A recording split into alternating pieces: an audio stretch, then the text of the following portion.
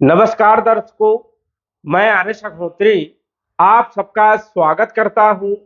दर्शकों, आज हम बात करेंगे वर्ष 2025 के बारे में। वर्ष 2025 तुला राशि वालों के लिए कैसा रहने वाला है। 2025 में बड़े बड़े बदलाव देखने को मिलेंगे। गुरु वैसे तो एक बार एक वर्ष में राशि परिवर्तन करते हैं, लेकिन 2025 में 12 वर्ष के बाद मिथुन राशि में गोचर करेंगे और 3 बार राशि परिवर्तन करेंगे। गुरु का प्रभाव आपके ऊपर विशेष रूप से पड़ने वाला है। शनि 30 वर्ष के बाद मीन राशि में गोचर करेंगे और राहु केतु 18 वर्ष के बाद केतु सिंह राशि में और राहु कुंभ राशि में गोचर करेंगे। ये 4 ग्रह हैं और चारों ग्रह बड़े ग्रह माने जाते हैं। जब भी ये ग्रह कोई न कोई परिवर्तन करते हैं तो हमारे जीवन में विशेष रूप से बदलाव देखने को मिलते हैं। अब इन ग्रहों का प्रभाव 2025 में आपके लिए कैसा रहने वाला है, कौन कौन से क्षेत्रों में शुभ प्रभाव देखने को मिलेगा, कौन से क्षेत्रों में अशुभ प्रभाव, क्या सावधानी रखना है, क्या उपाय करना है, विस्तार से जानेंगे और आपके सभी क्षेत्रों के बारे में चर्चा करेंगे। स्वास्थ्य, धन, शिक्षा, नौकरी, व्यापार, व्यवसाय, लव लाइफ, वैवाहिक जीवन, कंपटीशन, भाग्य, लाभ, हानि, विदेश यात्रा आदि हम सभी क्षेत्रों के बारे में विस्तार से जानेंगे। तो आइए जानते हैं। उससे पहले यह समझिए कि यह फलादेश चंद्र राशि पर आधारित है। नाम राशि के आधार पर भी जान सकते हैं और लग्न राशि के आधार पर भी जान सकते हैं। ये जो आप कुंडली देख रहे हैं 2025 जनवरी महीने की कुंडली और ग्रहों की स्थिति के बारे में यदि बात करें तो शनि आपके पंचम भाव में कुंभ राशि में गोचर कर रहे हैं। यही शनि 29 मार्च 2025 को छठे भाव में मीन राशि में गोचर करेंगे और राहु मई के महीने में 18 मई 2025 को कुंभ राशि में आ जाएंगे। मतलब शनि जो है राहु जहां पर गोचर कर रहे थे वहां पर आ जाएंगे और राहु शनि जहां पर गोचर कर रहे थे वहां पर आ जाएंगे। दोनों का बदलाव होगा। गुरु जो कि सबसे महत्वपूर्ण ग्रह, गुरु जो है 2025 14 मई तक आपके अष्टम भाव में ही रहेंगे और 14 मई 2025 को भाग्य भाव में गोचर करेंगे। लगभग समझ जाइए कि ये भाग्य भाव में गोचर करने वाले हैं अक्टूबर के महीने तक, 18 अक्टूबर तक। उसके बाद ये आ जाएंगे उच्च राशि में कैरियर के भाव में। वक्री अवस्था में होंगे तो पुनः जो है दिसंबर में 5 दिसंबर को ये भाग्य भाव में गोचर करेंगे। तो गुरु का जो गोचर ये आपके लिए सबसे महत्वपूर्ण रहने वाला है, क्योंकि अभी जो गुरु गोचर कर रहे अष्टम भाव में गोचर कर रहे हैं और अष्टम भाव में गुरु का गोचर अच्छा नहीं माना जाता है। और आपकी राशि के अनुसार से, लग्न के अनुसार से गुरु आपके छठे भाव के मालिक है और तीसरे भाव के मालिक है और अष्टम भाव में गोचर कर रहे हैं। अष्टम भाव होता है व्याधियों का, परेशानियों का, रुकावटों का, आयु का, मृत्यु का, ससुराल पक्ष का और सडन प्रॉब्लम का। यहां पर गुरु का गोचर उतना बढ़िया नहीं माना जाता है। अब यहां पर गुरु समझ जाइए कि 14 मई 2025 तक रहने वाले तीसरे भाव के मालिक है और छठे भाव के मालिक है। वैसे तो देखा जाए तो गुरु जो है विपरीत परिवर्तन राजयोग भी बना रहे हैं, क्योंकि ये छठे भाव के भी मालिक है और अष्टम भाव में ये गोचर कर रहे हैं। तो ये विपरीत परिवर्तन राजयोग बन गया। छठे, आठवें, 12वें भाव के मालिक जब इन्हीं भाव में गोचर करते हैं, छठे, 8वें, 12वें भाव में, तो विपरीत परिवर्तन राजयोग कहते हैं। तो यहां पर गुरु उतने अशुभ नहीं है, लेकिन फिर भी परेशानियां तो देंगे। जैसे कि विवाह नहीं हो सकता, विवाह के लिए मुहूर्त नहीं निकलेगा। वही देखा जाए तो जब भी गुरु राशि से चौथा, 8वां और 12वां चलता है तो अशुभ माना जाता है। तो कुछ न कुछ अशुभ परेशानियां, रुकावटें देने का काम करेंगे। नौकरी व्यापार में भी टेंशन देने का काम करेंगे।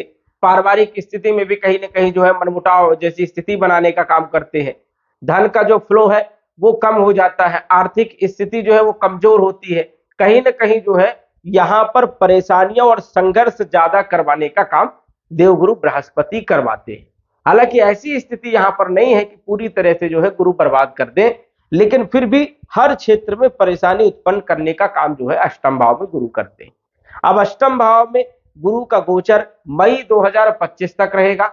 14 मई 2025 को जैसे ही भाग्य भाव में गुरु आएंगे, समझ जाइए कि गुरु वरदान साबित होंगे आपके लिए, क्योंकि भाग्य भाव में कारक माने जाते हैं और यहां पर सभी ग्रह अच्छे परिणाम देने का काम करते हैं, क्योंकि ये प्रमुख भाव है, ये त्रिकोण का भाव है और भाग्य का भाव है। यहां पर गुरु के परिणाम सबसे अच्छे माने जाते हैं। गुरु यहां पर जब गोचर करेंगे तो भाग्य का पूरा साथ मिलेगा, रुके हुए आपके काम बनेंगे, आर्थिक स्थिति आपकी बढ़िया रहेगी, पिता के साथ संबंध मजबूत बनेंगे। और तीसरे भाव के मालिक है तो बल पराक्रम में वृद्धि, सोशल मीडिया से जुड़े हुए कार्यों में लाभ, धार्मिक यात्राएं, ये सब स्थितियों में लाभ देखने को मिलेगा। छठे भाव के मालिक है तो कंपटीशन में सफलता मिलेगी, नई नौकरी का योग बनेगा, नौकरी में प्रमोशन देने का काम, रोगों को दूर करने का काम, ऋणों को समाप्त करने का काम। तो इन क्षेत्रों में एक अच्छी स्थिति रहने वाली है और शत्रुओं को भी परास्त करेंगे। कोर्ट कचहरी वाले मामलों में राहत देने का काम करेंगे, आपके पक्ष में फैसला दिलाने का काम करेंगे। अब यहां पर रहेंगे 18 अक्टूबर तक। 18 अक्टूबर को ये उच्च राशि में आ जाएंगे तो राजयोग यहां पर बनेगा हंस पंच महापुरुष राजयोग। पंच महापुरुष में से एक राजयोग, जबकि सबसे महत्वपूर्ण राजयोग माना जाता है। यहां पर जब गोचर करेंगे तो कैरियर में सबसे अच्छे लाभ आपको मिलेंगे, प्रमोशन मिल सकता है, कैरियर सबसे बढ़िया आपका रहने वाला है। चाहे आप नौकरी कर रहे हो, चाहे प्राइवेट नौकरी कर रहे हो, चाहे व्यापार कर रहे हो, चाहे स्वयं का काम कर रहे हो, जो भी आप काम कर रहे हो उसमें अच्छा लाभ आपको मिलेगा। या कोई प्लानिंग कर रहे हो तो उसमें आपको सफलता मिलेगी, या कोई काम उस समय यदि प्रारंभ करोगे तो ऊंचाइयों में पहुंच जाएगा। तो ये सबसे अच्छी स्थिति आपकी रहने वाली है, समझ जाइए। 18 अक्टूबर से 5 दिसंबर तक, और 5 दिसंबर को पुनः जो है बृहस्पति आ जाएंगे आपके भाग्य भाव में। तो दोनों ही भावों में बृहस्पति पूरे वर्ष भर अच्छे परिणाम देने का काम करेंगे। और बृहस्पति एक ऐसा ग्रह है जो जीव का कल्याण चाहता है, कहीं ना कहीं कितनी भी परेशानियां हो उसको बचाने का प्रयास करता है। और गुरु यदि बढ़िया है तो समझ जाइए कि मूलभूत आवश्यकताओं में कोई कमी नहीं आएगी, क्योंकि गुरु धन के कारक है, विवाह के कारक है, संतान के कारक है, शिक्षा के कारक है, ज्ञान के कारक है, फाइनेंशियल स्थिति के कारक है।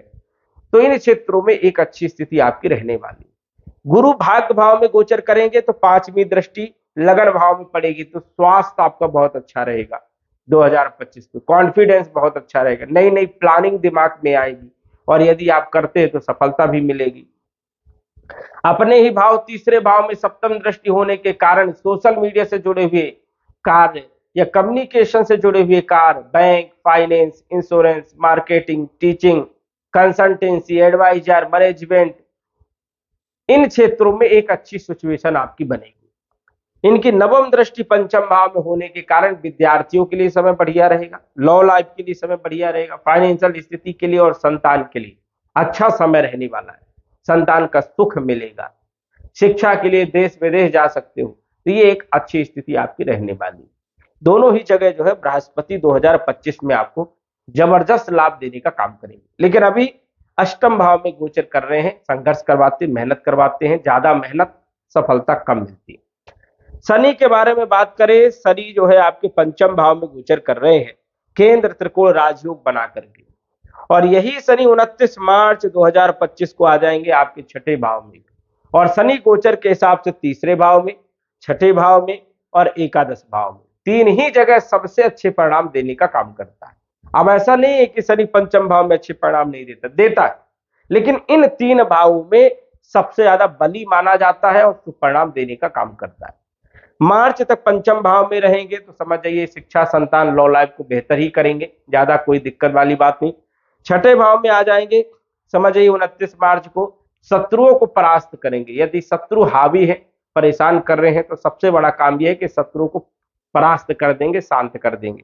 ऋण लेकर के कोई काम कर रहे हो या ऋण कर्जा आपके ऊपर चढ़ा है तो उसको समाप्त करेंगे, कंपटीशन में सफलता देंगे, रोग ऋण को जो है पूरी तरह समाप्त करने का काम करेंगे। तो ये एक बढ़िया स्थिति रहेगी। भूमि, भवन, प्रॉपर्टी में अच्छा लाभ, मकान बना सकते हो, फ्लैट खरीद सकते हो, नौकरी के अच्छे योग बनाने का काम करेंगे। पंचम भाव के मालिक है तो शिक्षा विद्यार्थियों के लिए बढ़िया रहेगी, लॉ लाइफ, फाइनेंशियल स्थिति, ये सब अच्छी स्थितियां बनेगी। तो शनि का गोचर 2025 में आपके लिए सुखद है, अच्छा, इसमें कोई दो राय वाली बात नहीं। शनि जो है अच्छे परिणाम देने का काम करेंगे। इसके बाद यदि हम बात करें राहु के बारे में, राहु छठे भाव में गोचर कर रहे हैं, अच्छे परिणाम ही देते राहु भी, क्योंकि राहु शनि के फल देने का काम करते हैं, तो तीसरे भाव में, छठे भाव में, एकादश भाव में, तीनों भाव में राहु के अच्छे परिणाम देखने को मिलते हैं। अब राहु यहाँ पर 18 मई तक रहेंगे, तो यहाँ पर भी अच्छे परिणाम देंगे। रोग, ऋण, शत्रुओं को समाप्त करेंगे, कंपटीशन में सफलता, अचानक पदोन्नति हो जाना, अचानक नौकरी बेहतर हो जाना, अचानक नौकरी लग जाना, तो ये सब स्थितियां यहाँ पर राहु करते हैं और शत्रुओं को भी दबाने का काम करते हैं। अब यही राहु जो है पंचम भाव में आ जाएंगे, तो यहाँ पर भी अच्छे परिणाम देंगे क्योंकि ये त्रिकोण का भाव है। लेकिन थोड़ा सा पढ़ाई लिखाई में जो है मन कम लगता है और पेट से जुड़ी हुई कुछ समस्याएं देखने को मिल सकती है। यहाँ पर राहु पेट से जुड़ी हुई कुछ समस्याएं और पढ़ाई लिखाई में मन भी कम लगता है, ऐसी स्थिति यहाँ पर बना देता है। लेकिन जुआ, लॉटरी, सट्टा, शेयर मार्केट, इन क्षेत्रों में बड़ा लाभ भी देने का काम करता है लॉन्ग टाइम पे। तो ये आपके लिए कुछ अच्छी स्थिति और कुछ बुरी, दोनों प्रकार की स्थिति राहु बनाने का काम करते हैं। केतु जो है ये आपके लाभ भाव में आ जाएंगे, सबसे बढ़िया रहने वाले, लाभ देने का काम करेंगे, आय में वृद्धि करने का काम करेंगे, कैरियर को मजबूत करने का काम करेंगे, धन के स्रोत पैदा करने का काम करेंगे। तो राहु केतु की स्थिति भी आपके लिए बहुत ही शानदार रहने वाली है। और इनकी दृष्टि के बारे में बात करें तो राहु की कैरियर के भाव में दृष्टि होने के कारण कैरियर में अचानक बदलाव आ जाना, देश विदेश की यात्राओं का 2025 में अच्छा योग बनना, भ्रमण करने के लिए कहीं जा सकते हैं, धन अचानक प्राप्त हो जाना, जुआ, लॉटरी, सट्टा, शेयर मार्केट से या गड़ा हुआ या कहीं से भी मिल जाना, ये स्थितियां बनाने का काम करता है। तो ये समझ जाइए कि राहु की स्थिति बढ़िया है। राहु जब पंचम भाव में आएंगे तो लाभ भाव को देखेंगे तो लाभ देंगे, आय में वृद्धि करेंगे।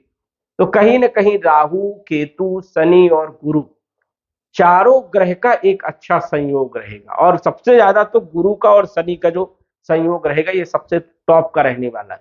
गुरु यदि अच्छे भाव में गोचर करे तो पूरा वर्ष बड़ा शानदार बीतता है, क्योंकि गुरु जो चीजें देता है वो चीजें आज के युग में सबसे ज्यादा जरूरी है। गुरु धन के कारक है और गुरु का गोचर 2025 में समझ जाइए आपके लिए जो है ये सबसे बढ़िया रहने वाला है और गुरु ही आपके ऊपर कृपा करने वाले हैं। जितनी भी परेशानियां हैं गुरु जो है दूर करने का काम करेंगे। ये जो फलादेश है एक सामान्य फलादेश है। सटीक जानकारी के लिए कुंडली का विश्लेषण आप करवा सकते हैं, क्योंकि दशा अंतरदशा आपकी किसकी चल रही है, मारक ग्रह की चल रही है तो बदलाव कम देखने को मिलेगा। शुभ ग्रह की यदि महादशा अंतरदशा चल रही है तो ये समझ जाइए कि ये बदलाव होना ही होना है, आपको लाभ मिलना ही मिलना है, एक अच्छी सिचुएशन आपकी रहने वाली है। लेकिन सटीक जानकारी के लिए कुंडली विश्लेषण करवाना ये अनिवार्य होता है, तभी हम आगे की प्लानिंग जान सकते हैं कि आने वाला समय कैसा है, उसका उपाय क्या रहेगा ठीक करने के लिए, सतर्कता क्या रखना है। तो इसके लिए आप कुंडली का विश्लेषण करवा सकते हैं। तो दर्शकों आज बस इतना ही, धन्यवाद। यदि आप अपनी कुंडली का विश्लेषण घर बैठे करवाना चाहते हैं तो दिए गए व्हाट्सएप नंबर से संपर्क करें। साधारण फीस जमा करके आप अपनी कुंडली का विश्लेषण फोन के माध्यम से घर बैठे ही करवा सकते हैं और जान सकते हैं अपने भूत, भविष्य और वर्तमान के बारे में। धन्यवाद। WhatsApp number 9479893911।